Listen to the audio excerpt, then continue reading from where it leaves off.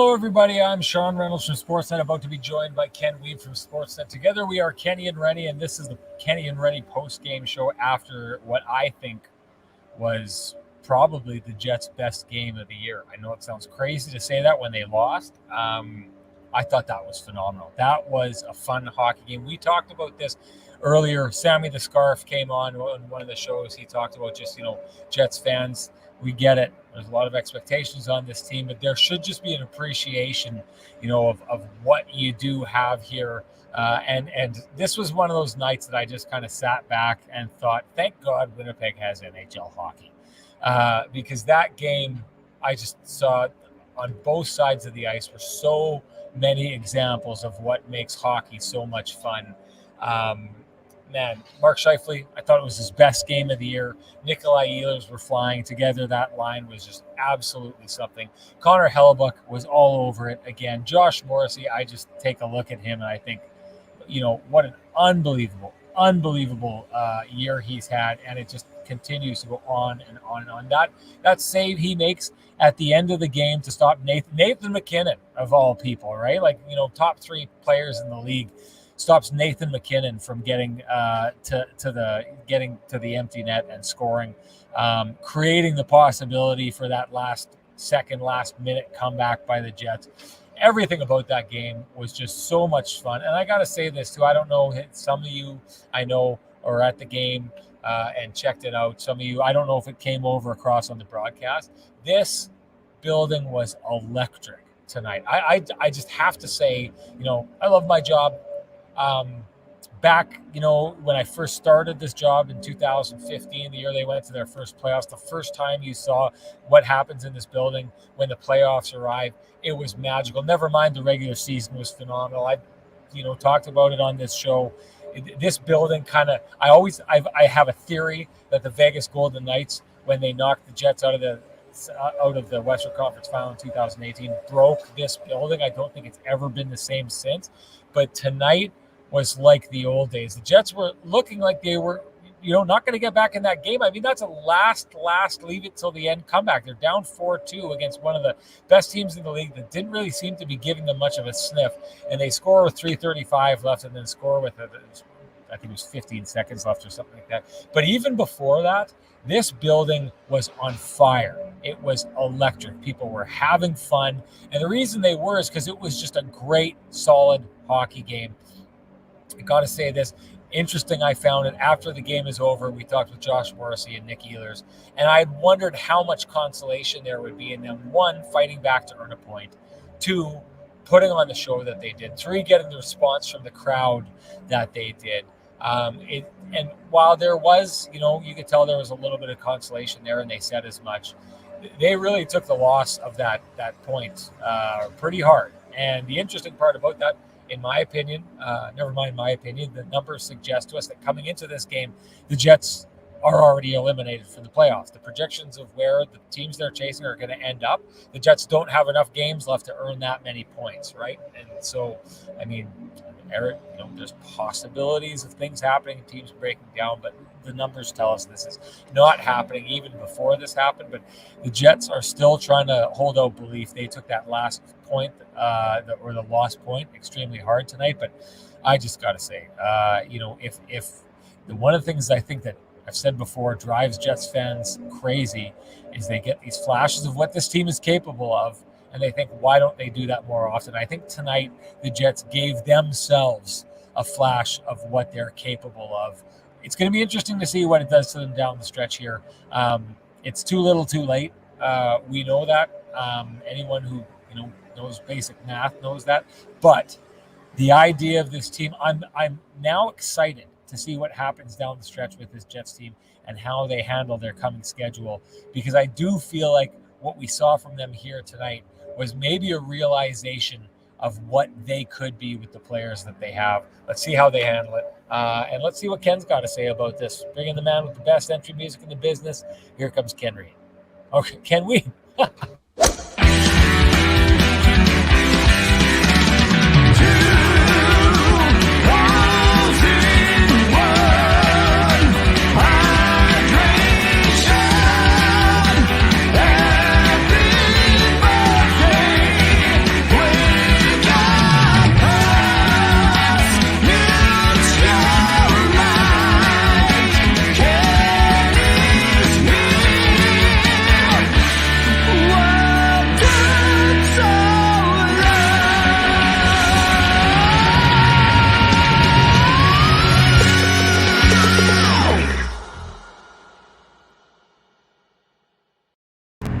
Ken, that's twice now that I've introduced you. This is Ken Reed on the Long Form Podcast. Early burn right here from Julie.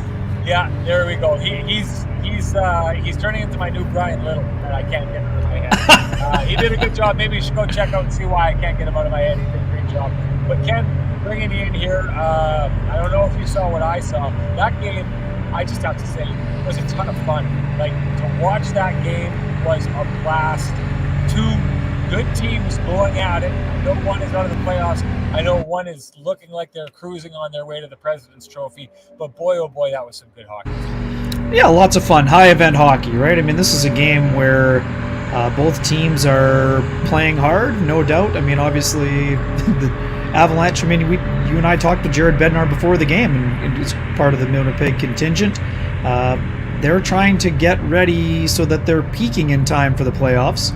And the Jets are trying to finish their season with pride right now. But what we saw, the Jets, high octane. I mean, this is the kind of team that the Jets expected to have. I mean, they put up 43 shots on goal against Pavel Francouz. I thought they showed plenty of gumption at a time where it would have been easy to roll over in the game. Down 4-2 against the best team in the NHL. They found a way to not quit. I mean, again, we're not looking for rainbows and lollipops here, but I mean, the facts are the Jets played the best team in the NHL basically even, and were it not for overtime power play. Great goal by Cole Makar, by the way, and don't get me wrong, Sean. I mean, it was a penalty, no doubt about it. What I didn't like was that Nathan McKinnon had to give the stink eye to the referee before his hand went up. Like, it was an obvious slash, no doubt about that. It's on the stick, so I mean, it's a little ticky-tack in overtime, but it definitely was a slash. But I mean, does it really?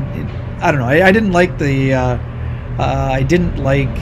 fact that it took the stare down before the arm went up in the air. But again, Jets, Mark Scheifele, we're going to get into him very, heavily as usual. Scheifele and Ehlers were absolutely flying, Sean. 14 shots on goal between the two of them. Each had 2 goals and 3 points. Fun game overall, as you mentioned. And, man, Josh Morrissey, just an absolute incredible effort in the game itself. 25-plus minutes again. He anchors the top pairing. He has been absolutely fantastic. And that save that he made was vintage mini sticks. I wondered if it was some street hockey there, because I love to be, I love to put the pads on and play a little street hockey netminder at times back in Altona growing up. But Josh said, no, not a lot of street hockey for him. That was straight mini sticks, and just kicked out the leg, pad save, and it was a kick save and a beauty. So, I mean, again, the building was fun. I mean, again, it's not going to be good enough for the Jets in terms of rallying late, but they showed plenty of effort. And again, effort gets you looking on the outside looking in. I understand that completely, but it was a fun game. It was a fun team. Both teams were into it. They were engaged. There was lots of skill on display. Some good saves at both ends. And we're going to get into it a little bit later, but I thought that Dylan Sandberg was a fantastic addition to the game. But we'll dig into that a little deeper after I step away from the buffet here. But yeah, there's a couple things that stood out. Mason Appleton, I thought, had a strong game around the net a lot. Adam Lowry, short, another breakaway, doing a nice job there. This game had a penalty shot. It was high octane. 2 teams that were engaged. Some physical nature. And yeah, I mean, it was a fun day to be at the rink, and just an absolutely tremendous sports day, Sean. I mean, the Masters is on. The Blue Jays rallied from 7-0 down to win 10-8 in their season opener before almost 50,000 people. This building was rocking at a level we haven't really seen in a while. Fans were into it, and they had a lot to cheer about, and from both sides. So, fun day overall. And again, quick one: Corey Connors, the Canadian, tied for 10th right now, -1. Scotty Scheffler, the world number 1, is, gained himself a little bit of ground at the Masters, but should be a fantastic weekend of golf. And yeah, just a fun time of the year on a lot of levels. I just wanted to touch on this. Altus Concilium says, Sean, it was one good game amongst many brutal games. Let's not embellish it too much. Hey, I hope it doesn't sound like that. I feel like I've been here, kind of pointing out exactly what has been wrong with the Jets for a long time here. I don't know how I can couch it anymore, Altus. They're not making the playoffs. I've said this. So there's definitely an element of this, a little too late from this team. I'm not saying that's not the case, but I'm also saying this was a good hockey game. It was. It's all I'm saying. As simple as that. This was a good hockey game. But I will also say, someone had touched on it about, wish they saw this effort going on, and I wonder if we'll get this effort going forward. The interesting part about this is what you saw from the Jets tonight is something we haven't seen a lot, to the point that Altus Concilium is making here. He's right. The Jets had a great game here tonight. We haven't seen a lot of these effort-driven games like we saw from the Jets here on this night. What you saw from the Colorado Avalanche is what they do night after night after night after night after night. That is a phenomenal team. I mean, I was sitting there watching them, and as skilled as they are, they're just as engaged defensively. There really wasn't anything for the Jets, and I think we do got to give, maybe this is where we should go.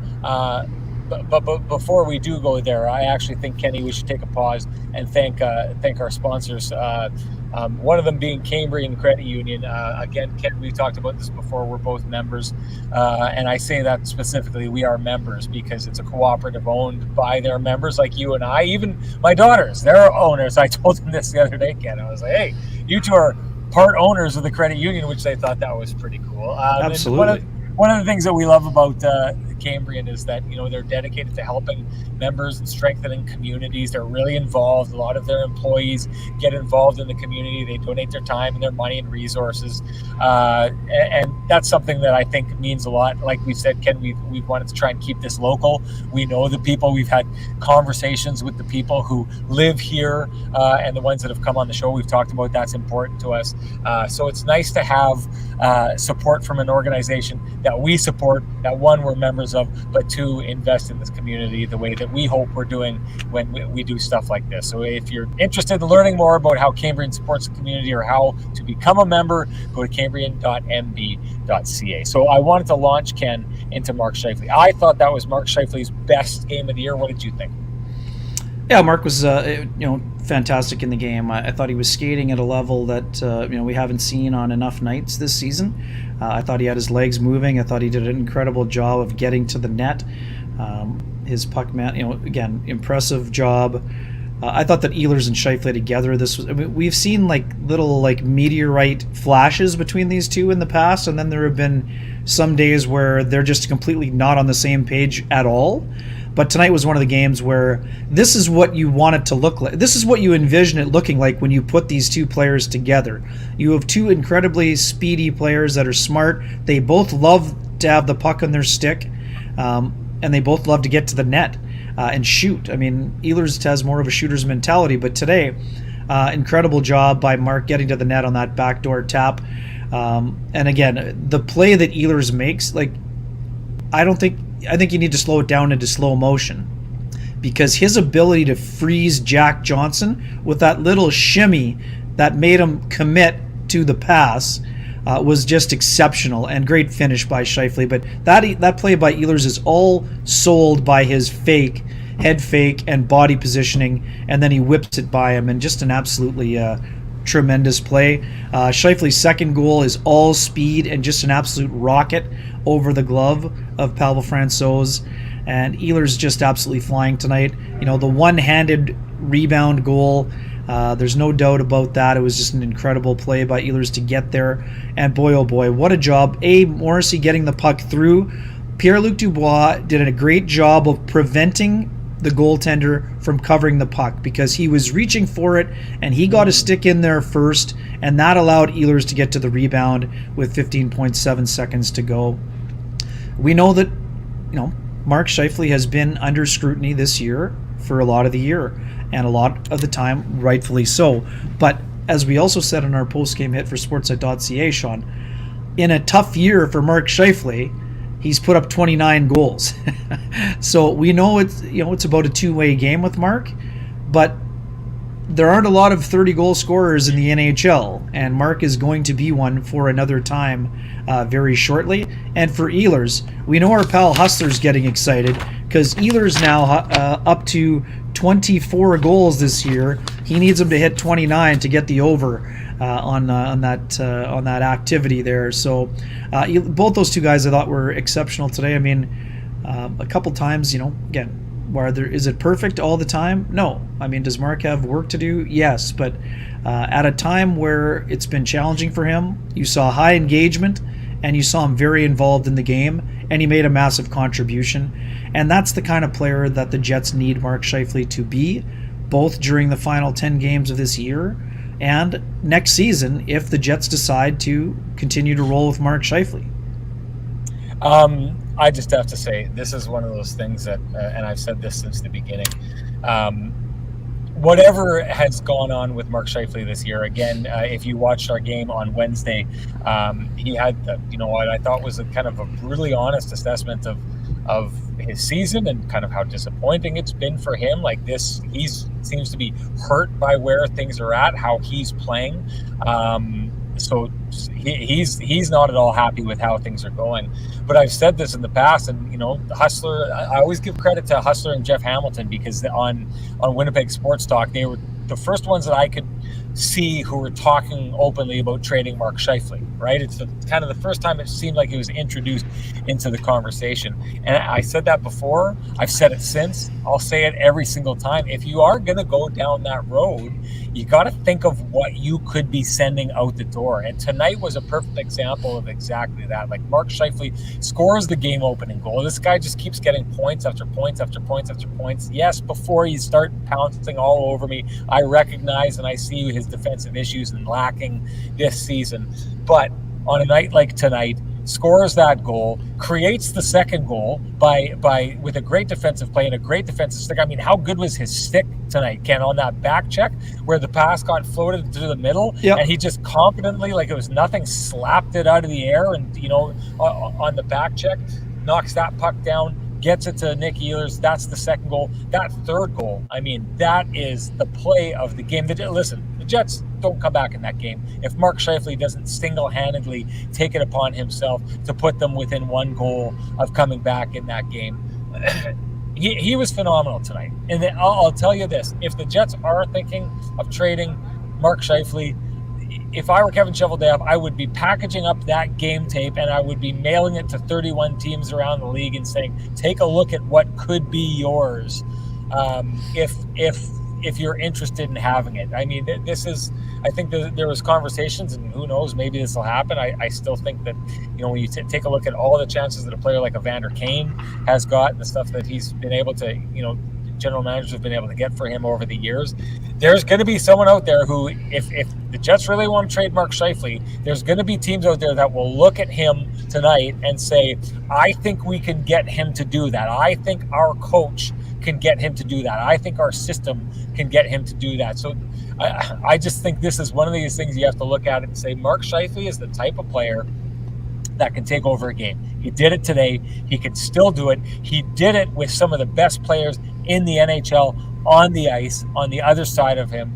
That tells me he's got a little bit of that kind of compete. I know some people are pointing out, and maybe they're right. Maybe they're entirely right, that now that this is kind of garbage time in the season because the Jets aren't making the playoffs, I think, they keep telling us, Ken, that they're bummed and that, they're trying to make it. I think that, in the back of your head, you can't quit. But I also do think the Jets know that they're not going to the playoffs this year. So maybe it's a little bit of a Scheifele in garbage time now. The pressure's off and he's going. Someone made that suggestion earlier on. Fine. But boy, oh boy, I just think you take a look at this. This is what Mark Scheifele is capable of. This is the skill set. This is where he can go. This is what the kind of game that fits under his ceiling. And if you're the Jets or some other team, if you can elicit that and get that out of him, he's still a massively dangerous player in this league. Yeah, so 29 goals, 68 points in 66 games, and it's not just garbage time production, Sean. He's in his last 10 games, he's had points in 9 of the 10. He has had 16 points in that stretch, and he's had 6 multi-point games, including 3 tonight. So at a time when the Jets were supposed to be showing urgency, he's piled up points in production. We know it is about the 200-foot game and what you give, not just what you get. But Mark Scheifele has done his job in terms of turning around his production level, and that's part of the equation. I mean, we get it that some folks are disappointed, and hey, they've got reason to be disappointed. No, exactly. And we've talked about that all year long. That's what I've been taught. What's what we're talking about. But at the same time, you have to also know what you have. And that's the thing. I mean, Mark can be a game changer, but what the Jets will need Mark to be is to be a game changer more often. So, I mean, that's also part of the deal also. All right, let's get into talking about Pierre-Luc Dubois, because I know I think I saved some of these comments. Here we go. John Chanson is PLD playing with an injury. His offense is totally dried up. Can't be paying $9 million for a 60-point player. I also know there were some other people in there asking Renny to give him the old dressing down that everyone believes that I gave him. Because let's be honest, I got him going earlier in the season. So I guess it's incumbent upon me to do it again. But it is interesting. People were going to bring this up or brought this up because I was going to say something. We are right back to where we've been we're right back to where we were at that point in the season. Now, I've got a great stat. We were trying to use it the last couple of broadcasts that we did. I don't know if it's going to last to the end of the year. We've only got one more Sportsnet game. I don't know if we'll be able to trot it out. But Pierre-Luc Dubois led going into those last 2 games. I don't know about tonight because I don't know if Connor McDavid drew one. But Pierre-Luc Dubois not only leads the league in penalties, but he leads the league in penalties drawn. What does that tell me? That tells me, most players try and step up to the line and not cross the line. That tells me that Pierre-Luc Dubois habitually crosses the line like we saw him do tonight, Ken, but that he's so feisty that he grabs the opposition and he drags them over the line with him. Now, it didn't work out tonight.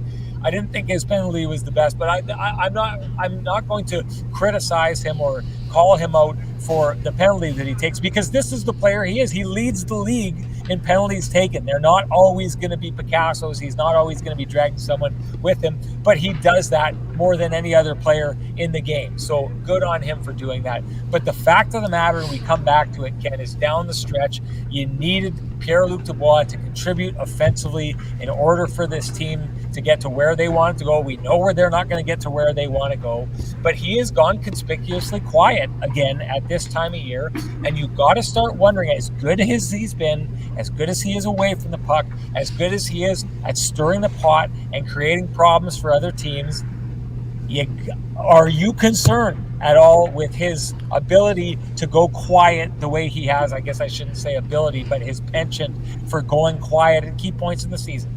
Well, I mean, it's 8 games now without a goal. He has 3 assists during that span. In all of the, in all but one of those games, he's generated, 2 to 5 shots on goal. So, what I would say is it a concern that he went 8 games without a goal at the most critical point of the year? Sure, to a degree, because they need him producing. He's also, 2 goals away from his career high. I mean, if he wants to become a $10 million player eventually, then yes. I mean, you need to elevate from being a 60-point guy to an 80-point guy. I get it. I mean, that's totally fair. But again, to me, it's nitpicking when we're looking at Dubois. Dubois has had an impactful season. And when you look at, again, we know that last year was the anomaly when he had the 8 goals and 20 points in 41 games. His production level is a lot higher than last year. Is it at the level it was early in the season? No. But what I would also say, I mean, he takes too many minors. That's true. He's taken 50 minor penalties this year. The cross-check was a retaliation minor. Josh Manson gave him a cross-check in front. He gave one back at a time that was, inopportune, I would say. It didn't hurt them. So he was fortunate there. And also, too, he made this is a play that goes under the radar, but if he isn't first to the puck and engaging in the battle in the blue paint, the Jets don't get their single point. So would I say, is it a concern he's gone 8 without a goal? Yes, but if he wasn't having an impact in those games, then you would be concerned. I mean, if I had told you before this year started that Pierre-Luc Dubois would score between 25 and 30 goals, who would not have signed up for that? Every single person who follows the Winnipeg Jets would have been thrilled by that. Now, the reason why the conversation is happening is that Pierre-Luc Dubois' career high is 61 points, set in his second season, when he played all 82 games with the Columbus Blue Jackets as a 20-year-old player. Early on in the year, when Dubois was a point-a-game player, we thought he would blow past 60 points, right? And be closer to 70. Now he's going to need a great start to get to 60. But, I mean, I'll go back to what Paul Maurice had said when he was still the head coach of this hockey team. It's not just about the raw numbers for Pierre-Luc Dubois. So he has an impact on the game with his physical nature, his engagement, and like you said, getting under the skin of the opponent is part of what he does. He draws penalties. That's an important quality. I mean, does it impact what his number is going to be? To a degree, yes. But Sean, this contract is not based on his current level of production. It's about future projection. That is what he's going to be paid on. It's not what Pierre-Luc Dubois is at 23 years old. You're going to be paying him for the player he is at 25, 26, 27, 28. I mean, Pierre-Luc Dubois was talking with Paul Edmonds on the pregame show today on CJOB. He doesn't feel like he's anywhere close to being in his prime yet. So, I mean, he is heading towards his prime. What is that prime going to be, 60 points or 80? It might be somewhere in the middle. I mean, that's up to him to decide. But I'll tell you right now, Kyle Connor and Pierre-Luc Dubois are an excellent combo. Today we saw Mark Scheifele and Nikolai Ehlers as a very dynamic duo. If you're the Jets, you'd be pretty happy with those four guys as guys you're going to build around. So is there a concern? To a degree, yes. But if Pierre-Luc Dubois had been missing in action, he had a couple of bad games in that 8-game stretch. I'm not here to say that he hasn't. But Pierre-Luc Dubois, his consistency level has been very high this year, and it's been obvious that he's back to the player that he has been previously, and that the ceiling is higher, and he hasn't reached it yet. So to me, I would say my level of concern would be low, but at the same time, there's room for improvement. Of course there is. He's 23 years old. Yeah, I love this point by Bad Mood Blake, who says PLD having a career year, Scheifele having his worst year ever and has 15 more points than PLD. It's not his worst year ever, but this is a really interesting point made. I mean, you move Mark Scheifele, that's a lot of offense that you need to replace. I take umbrage, Ken, with one of your comments. Okay. I know that for the most part, players are paid for what they're going to do in the future. The Winnipeg Jets have done a phenomenal job of not doing that. Mark Scheifele got paid exactly what he was worth. No, he wasn't worth $6 million at that time. I'm telling you right now, he wasn't. Ken, he had 29 goals that year, and he didn't have a full season. He was a 30 goal scorer. 30 goal scorers get paid $6 million a year. He was most definitely paid on what he'd done. Kyle Connor at $7 million. It got paid for what he was doing. He was a consistent 30 goal scorer. That's a $7 million guy, and he gets locked in, and now is looking like he should be an $8.5, maybe $9 million guy the way he scores. Just outside of the top 10 in scoring. One of the best scorers in the league, and looking like he's going to trend that way for years. That's one of the things that Kevin Cheveldayoff is phenomenal at, is he seems to get players locked in for exactly what they are right now and forego looking for what they are going to eventually be worth. So I guess I say this, I wonder how those contract negotiations are going to go along, because I do suggest that it would be a departure for Kevin Cheveldayoff to give Pierre-Luc Dubois what he thinks he could possibly be worth, and not what he's worth in this moment, because that's what he's been able to get out of Nick Ehlers. Throw him on the list there. Connor Hellebuck, throw him on the list. Do we not think that Connor Hellebuck is a bargain at 6 and change when he's been one of the best goaltenders in the league, and there's a number of goaltenders making 9 and 10 million a year? Kevin Cheveldayoff gets guys to sign for exactly what they're worth in this moment. But I guess I'll say this, because I'll throw it back to you so that you can kind of give us your take on it, because I do know that my main man Mac here had asked what Dubois' long-term extension AAV looks like right now. So good question for you to answer. I do know that you wrote the story saying that you believe that he's going to sign this offseason the most lucrative contract in Winnipeg Jets history. Based on what he's done so far, does that contract look like, Ken? Yeah, it's certainly interesting. And again, those are all valid points. I mean, the Jets have got some team-friendly deals where... They have nothing but team-friendly deals other than Blake Wheeler. Sure, and Wheeler again. Maybe Wheeler is the exception because he got paid for past production. Where that's what I'm saying. The Jets don't pay for future production, but they've paid for past production. I mean, you're adjusting on the fly though, Sean. I mean that, like, we talked about this before. Wheeler was underpaid grossly when he was having 291-point seasons. So yes, he did get paid for past production, whereas the other players, I mean, Wheeler signed before his ELC was even finished, Sean.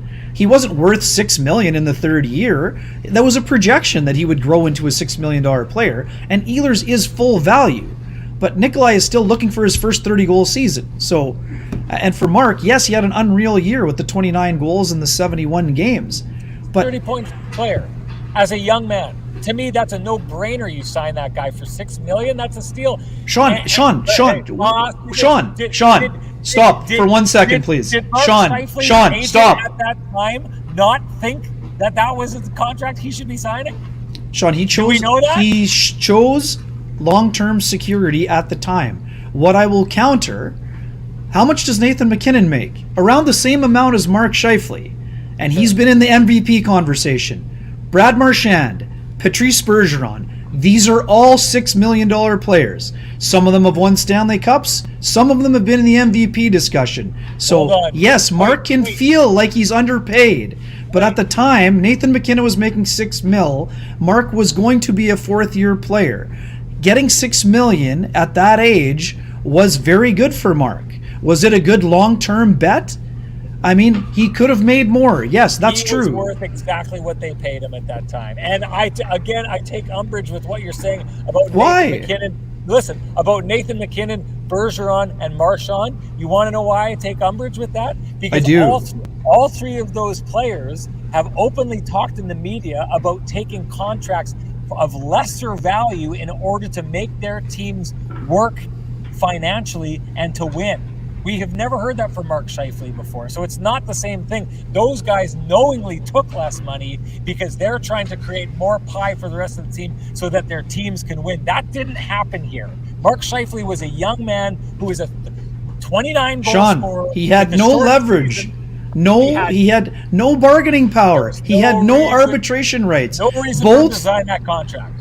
Except that he got $49 million in the bank. Two different things. The question is, does Chevy get guys to sign for what they're worth in the moment, or does he pay them for future projection? He never pays for future projection. He never has. Never. Well, who has he done it with? Kyle had played 2 seasons at the time when he got paid. I mean, we know where this is going. Patrick Laine wanted $10 million. That would have been future projection. The Jets didn't do it. So they're coming at a crossroads. Are you making my point for me? Did you just give up on your argument and just jump over to Team Renny there, Ken? What happened there? Sean, my point is very simple. Mark had no arbitration rights. The Jets paid him more than he was going to get. He couldn't. The only way he would have got more than that is if someone had signed him to an offer sheet that the Jets were not willing to sign. So Mark did well for himself in the moment, but based on becoming an 80-point player, he probably took less than what he was worth. I'm not arguing against that, but at the time, I think it would still be, he wouldn't have been able to get $6 million. He couldn't have gone to arbitration. So that's my point with Mark.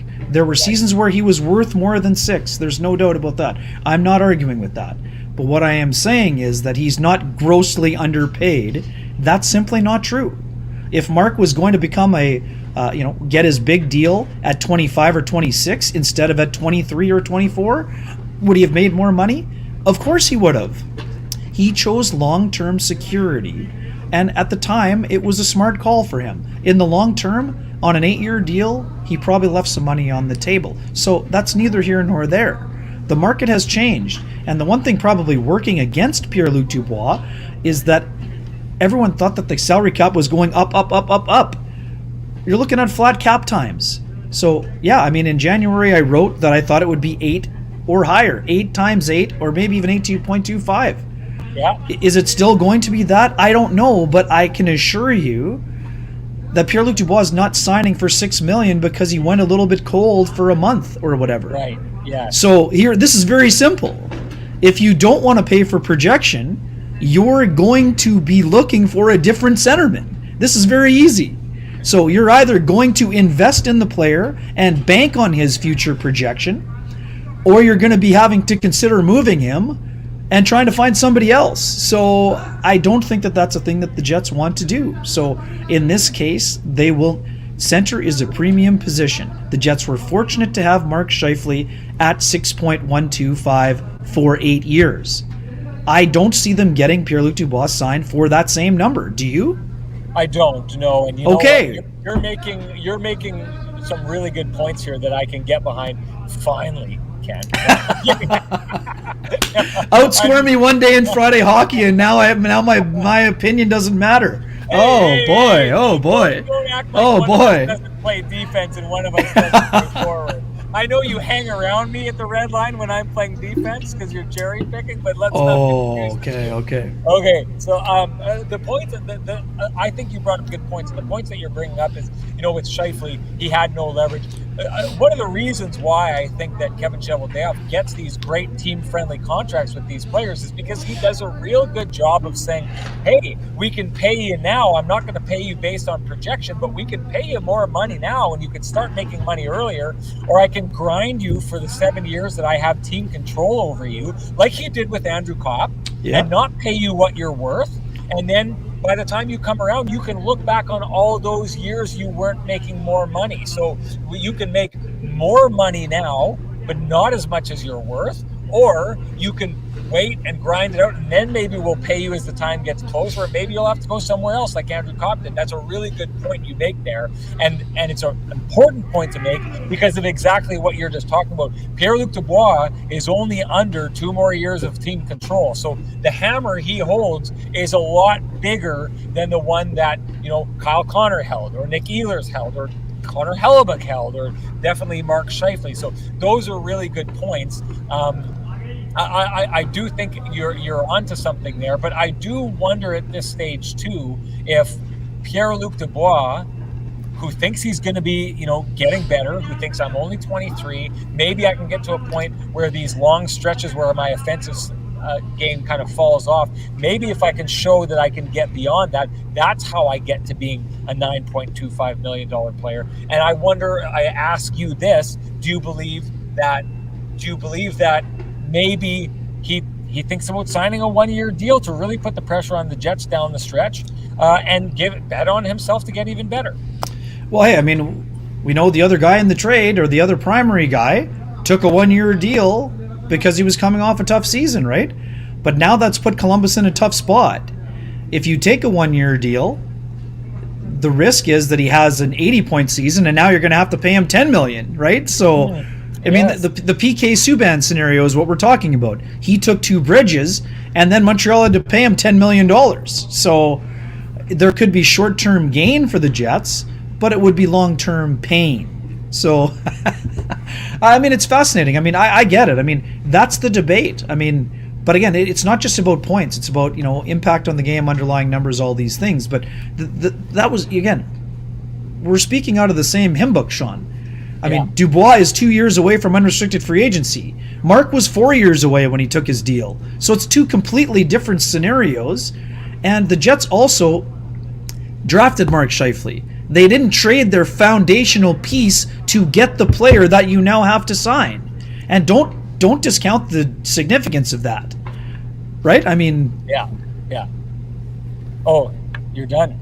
Oh, I thought that was... I could have just kept going. You were leading to another point. Well, you're the buffet guy. We know. Let's shift to the defense. What is your prediction? What is your prediction on what he's going to get? Before we shift, we got to make sure that we give our boys at the Johnston Group their just desserts, and much deservedly so. A great group, great guys that we get to deal with. You won't find 2 businesses with the same challenges, but you will find 30,000 businesses with the Chambers Plan employee benefits proudly administered by our friends at Johnston Group.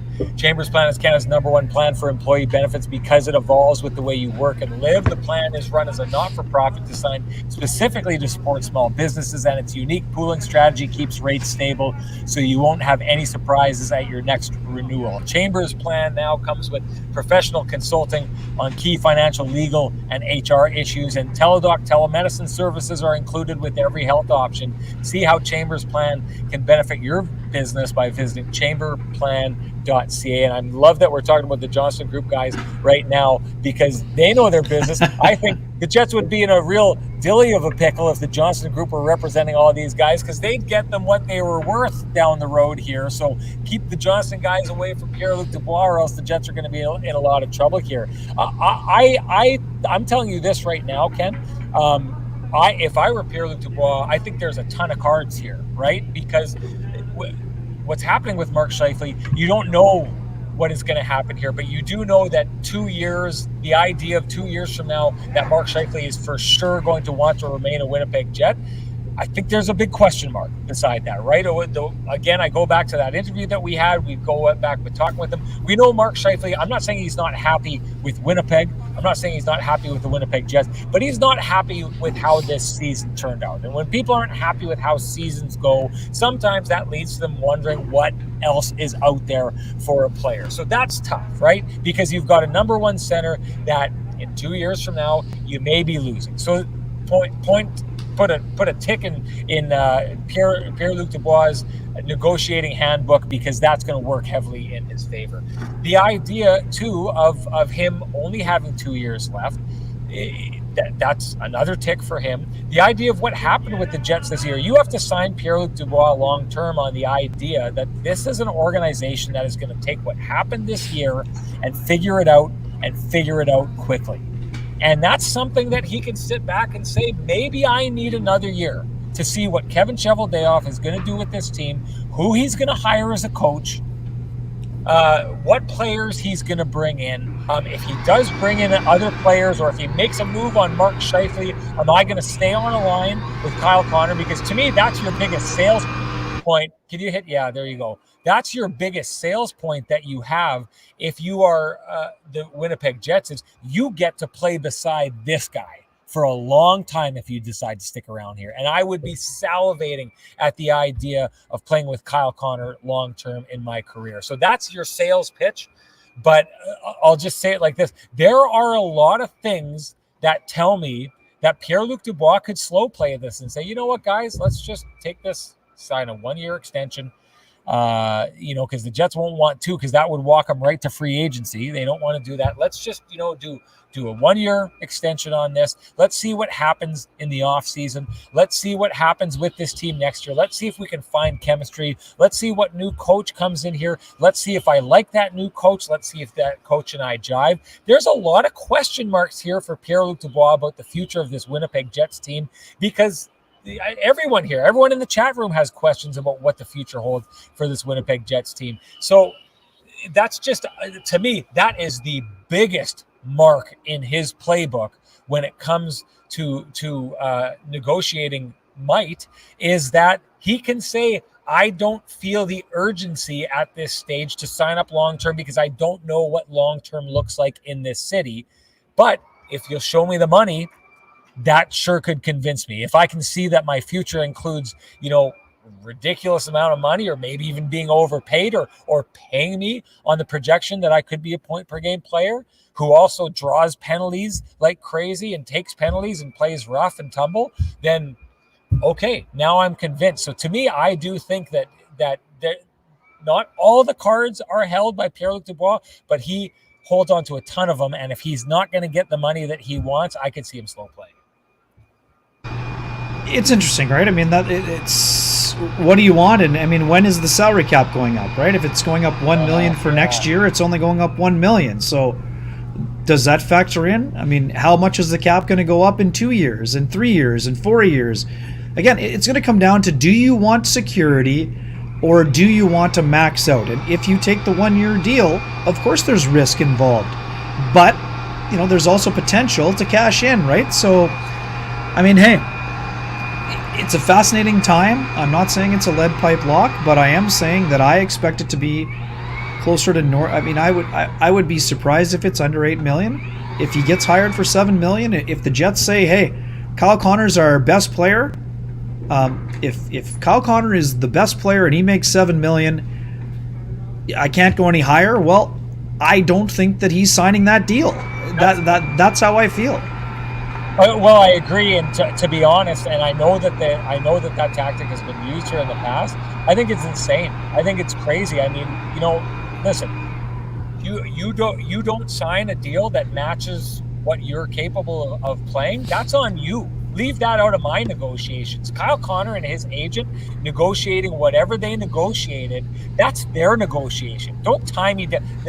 Listen, I don't pay Kyle Connor's agent to negotiate my contract. So why are you trying to hold me to Kyle Connor's contract? That's ridiculous. That tact to me, and you know what? I do think that it has worked in the past, but I mean, I can't think that there is any agent that wouldn't be kind of miffed by that.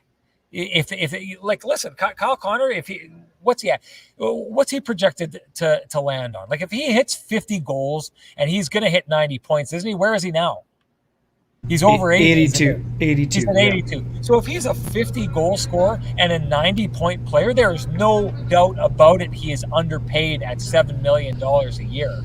So if I'm Pierre-Luc Dubois' agent and I'm negotiating with Kevin Cheveldayoff, who says, listen, Kyle Connor is our best player. No one on this team is making more than Kyle Connor. Is the agent going to say, okay? Or is the agent going to say, listen, that was Kyle Connor's agent who you negotiated with. That's not me. He may have settled for that. That doesn't mean we have to. There's a market that exists here across the entire league. Never mind that some players flee and wouldn't even sign in a place like Winnipeg or Montreal or Toronto or New York because they want to go and play in Dallas or Nashville or Florida or places where they can keep more of their money because there's no state income tax. But this idea that, like, I'll be honest, if I was an agent, I would be somewhat insulted if a GM said to me, no, you have to stick to what this other agent negotiated for an entirely different player because we think that's our best player and no one is going to make more money than that player. What you're doing is just ensuring that anyone whose market value is higher than Kyle Connor's, even if they're not a better player,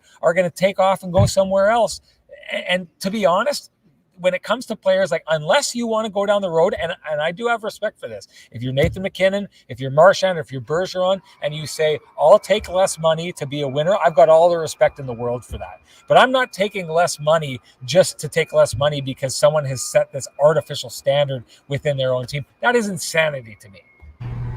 I didn't say it was the tactic they would be using. I just simply said that is something that could be used in the past. And Sean, you talked about it before. I mean, guys like Bergeron and Marchand took less for that reason. But again, that was part of a place where they had a winning culture. They'd already won a Stanley Cup, so that's different. So that's a good one.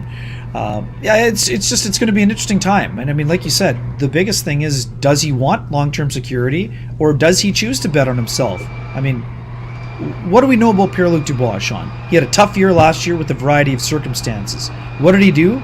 Basically lock himself in the gym and the rink and came back and had a great year. So I'm not betting against Pierre-Luc Dubois. I'm betting on him getting even better than he's been this year. And I think that he's going to get paid. I think it's this. I still say it will be this offseason. I'm not saying it's $9 million. I think it's probably north of $8 million. I mean, if they get him at 7.5, I mean, again, there's still some room for growth for sure in terms of his ceiling and offensive production. But this is a guy that they want to build around. We've seen the leadership qualities. We've seen what he does on the ice. This is a player the Jets want to be building around, not worrying about him, not feeling like he's been a priority. And then if you do the 1-year deal, now what if he says, hey, I'm good. I don't want to sign a long-term deal anymore. What if you get the Andrew Kopp effect? Right? You're running a massive risk. So again, we talk about overpay and not overpay. I mean, the deal is we won't know if it's an overpay until a couple of years into the deal. So those are the facts. But let's switch to the defense because I just wanted to this has been an awesome debate. Hold on. I just wanted to make one more point on this. Rob Noak says PLD's agent also made a team-friendly deal for Crosby. That's true. So the team can win. Okay, got time for this. You're talking about the guys who are at the very Can you just hit mute there for a second, Ken?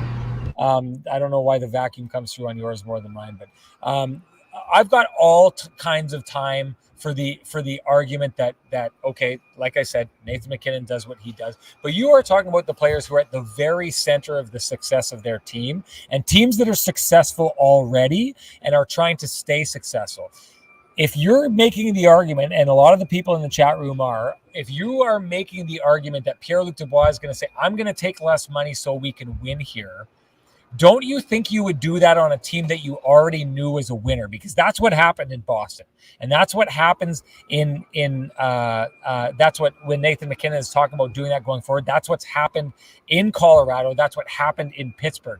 The Jets are missing the playoffs. There's no guarantee that Pierre-Luc Dubois taking a pay cut is going to lead to them turning into this phenomenal, amazing team. So if you are talking about Pierre-Luc Dubois taking a team-friendly deal so that he can be somewhere where he knows he can win, well, then doesn't it stand to reason that he would wait a couple of years and then take a team-friendly deal somewhere where they're already winners? Maybe Nazem Kadri moves out, and in a couple of years he tries to make his way to Colorado, or maybe another team comes up. Maybe it's the Anaheim Ducks and Zegras and all the young talent that they have there starts coming up, or maybe it's the LA Kings, and he says, okay, well, how would I go to that team? I'll go to that team and I'll take a team-friendly deal. This is the idea here. People are making this assumption that you stay here, you take a team-friendly deal so that the Jets can win.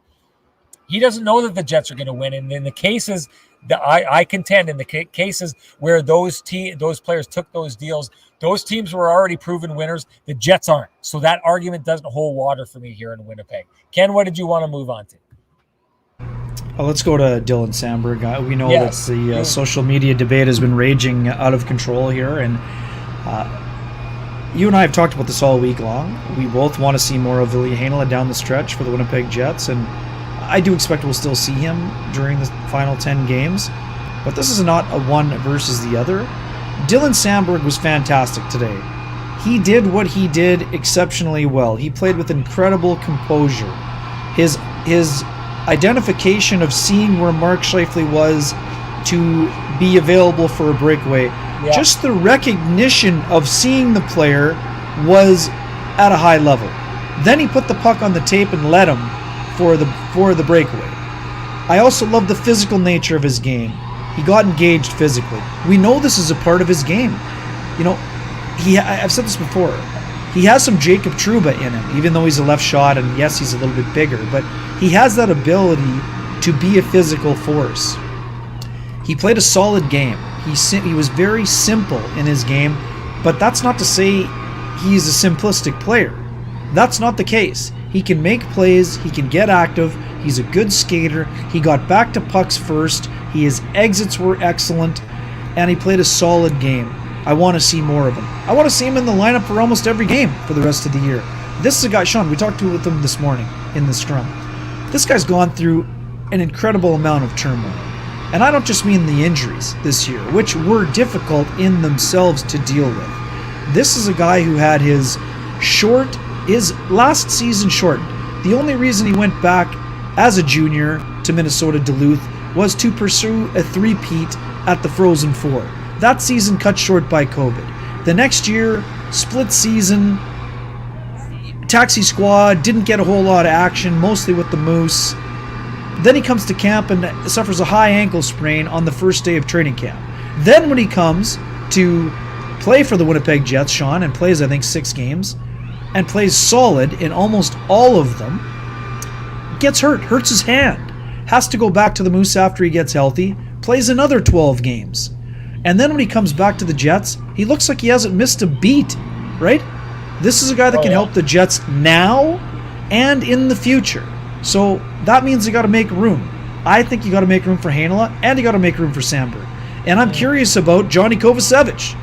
Dylan Samberg sung his praises as his defense partner this morning. He has 11 goals at the AHL level this year. He has size. He plays a physical game. And also, too, I thought he showed great composure during the season when he was with the Winnipeg Jets.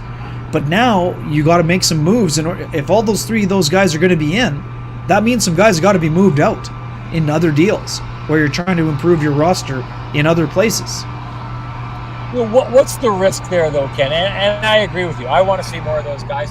Sorry, before I'm going to write this down so I make sure I get back to it. The risk of going young D-men. I want to talk about Samberg. I thought he was, to me, there's no question in my mind that he's shown better in the chances he's had to play. And it was brought up, I think you brought it up, Ken, the fact that, the games that he's played hasn't been against, bottom feeders. He's played against really, really good teams every time that he's been up. I've barely seen a hole in his game. Like, I can't think back, we've talked about this. If you want to start poking holes pointing out some of the errors that Logan Stanley made, you don't have to go too far to do it, right? Ville Heinola, he did a lot of really great things. We talked about how great he was last time we saw him. I thought last game it was insane that he was pulled out of the lineup. That's how it goes. Oh, well, I'll make this point first and then we'll do it quickly before the show goes out.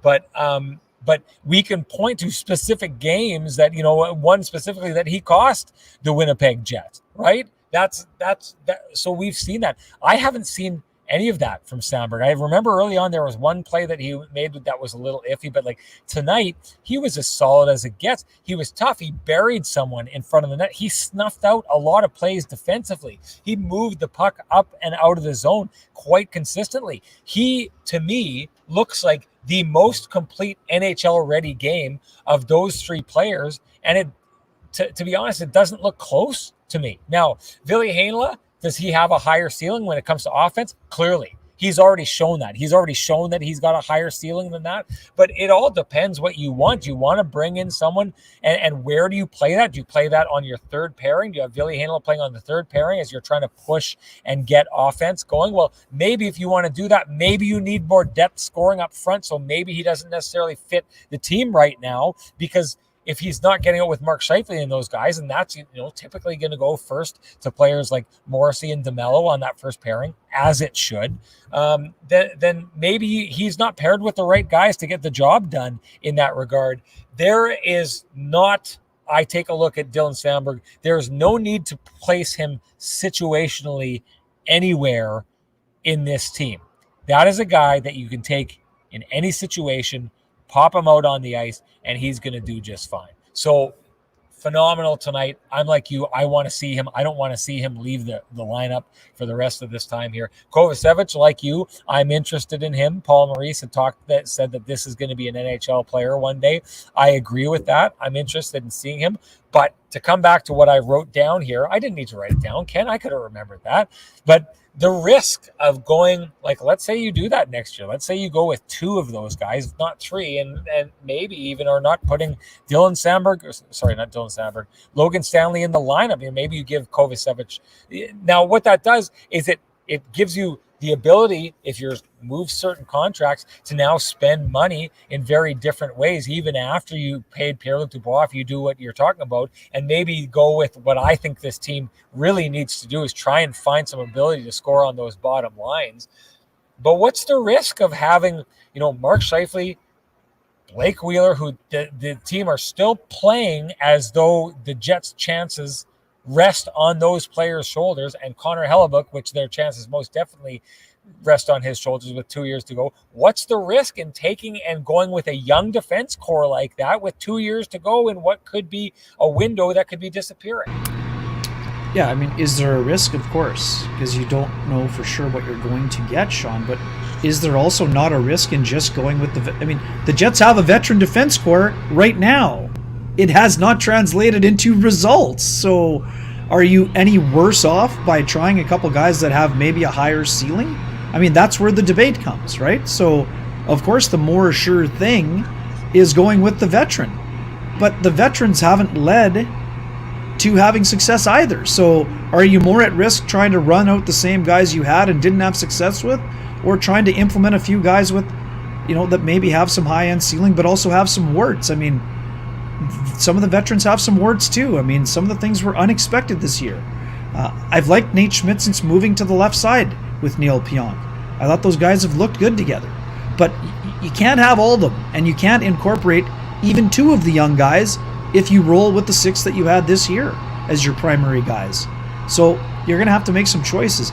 And again, the choices aren't necessarily you like that guy better, but if you take Johnny Kovacevic at $700,000, again, this is hypothetical. Dylan DeMello has done a very good job on the pairing with Josh Morrissey.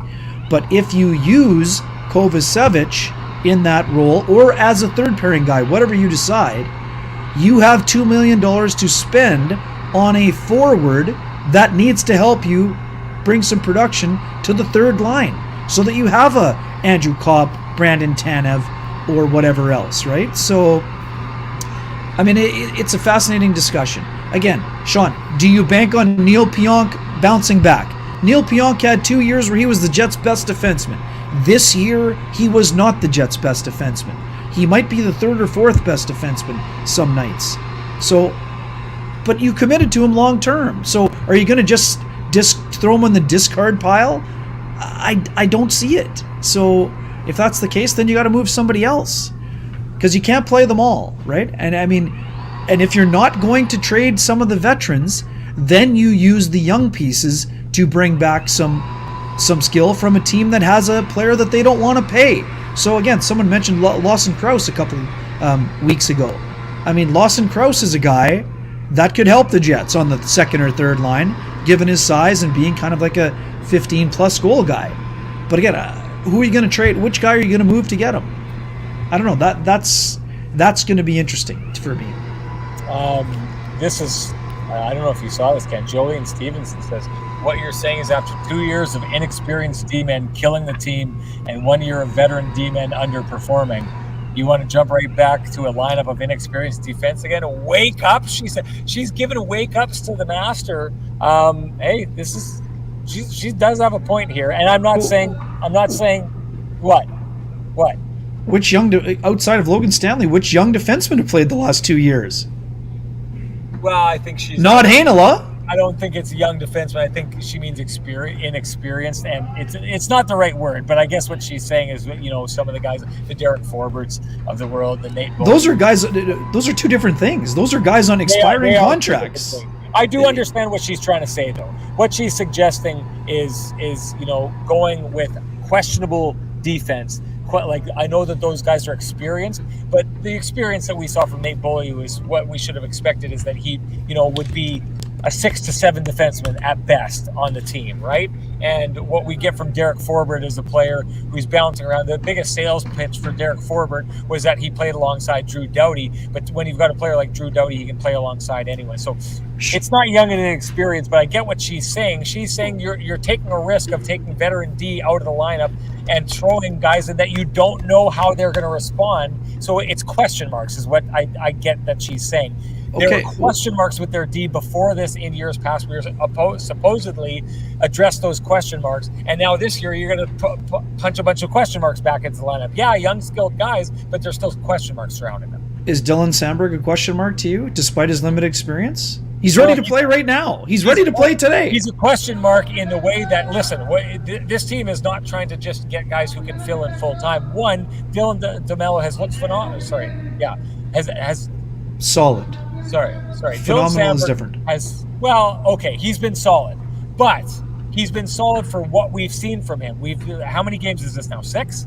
Sorry, Samberg. Yes, I thought you were still talking about Sorry, DeMello. I'm not talking about DeMello. Sorry, Samberg. 6 games? 7, I think. 7 games. Okay, so we need to see what he looks like over a season. We don't. Agreed, Sean. He's not a kid.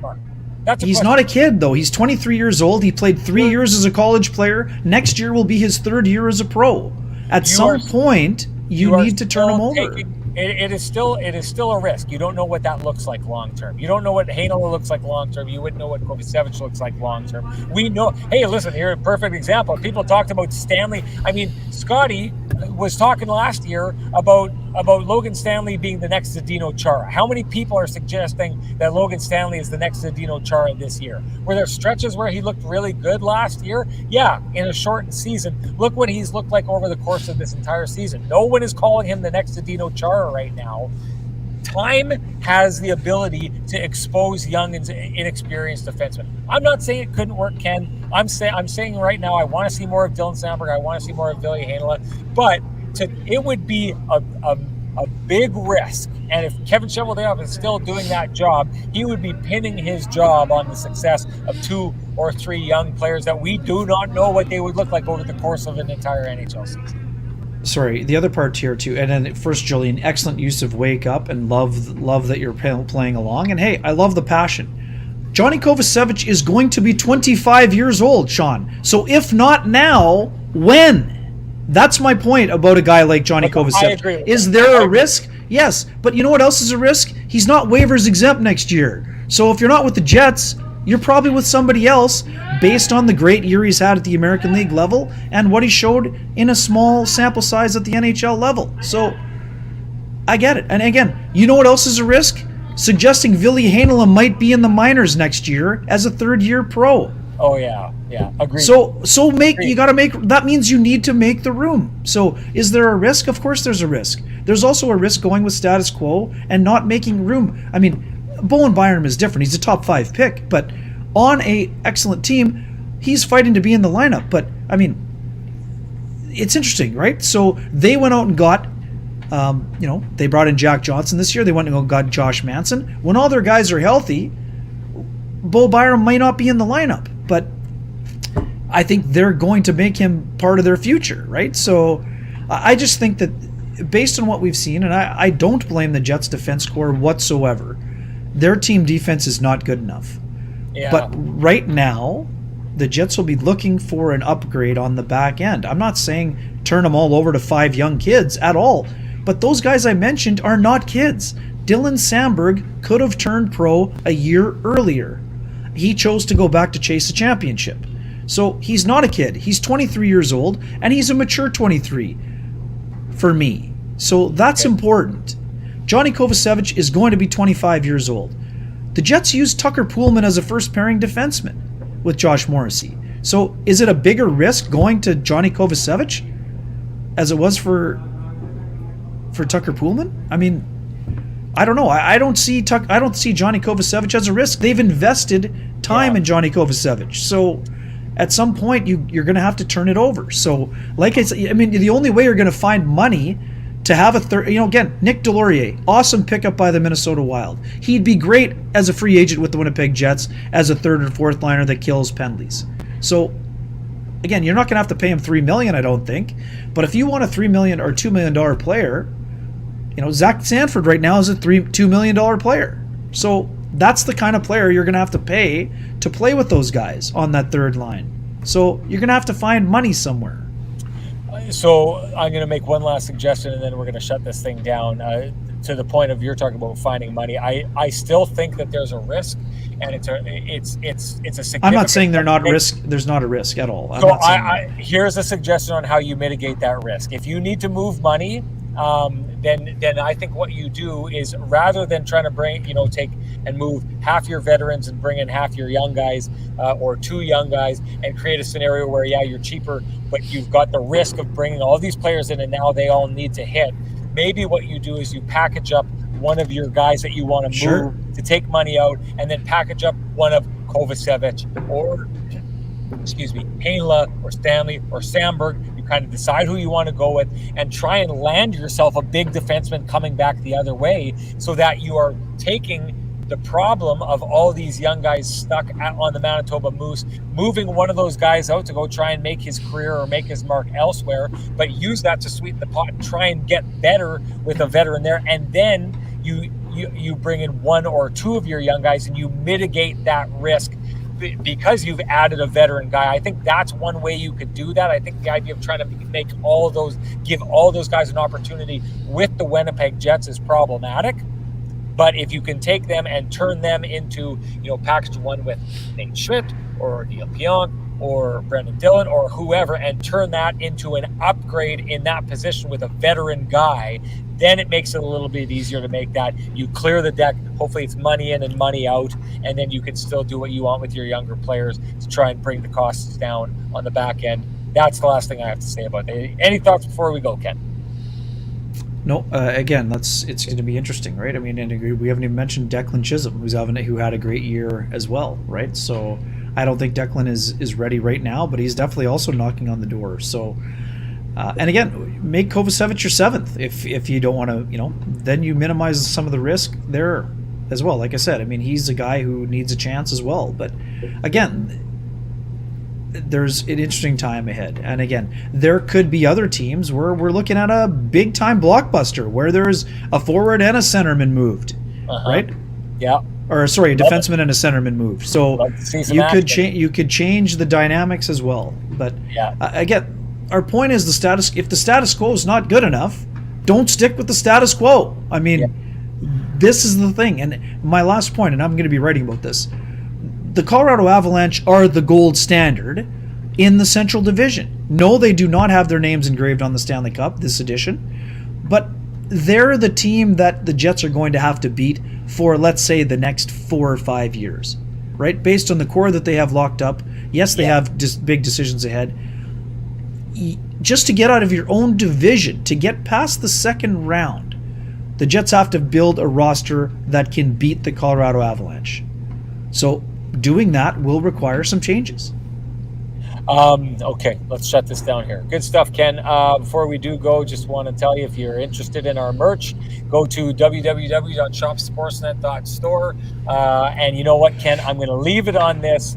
You don't get the headband, but you do get the Sean's headband song before we shut it down here. Thank you, everyone. The chat room was absolutely on fire tonight. Loved it. Great stuff. I apologize for not getting the headband on in time, but we love hearing the song. So let's get to the song. Thank you, everybody. We will see you after the Jets game against the Ottawa Senators on Sunday. See you, everybody.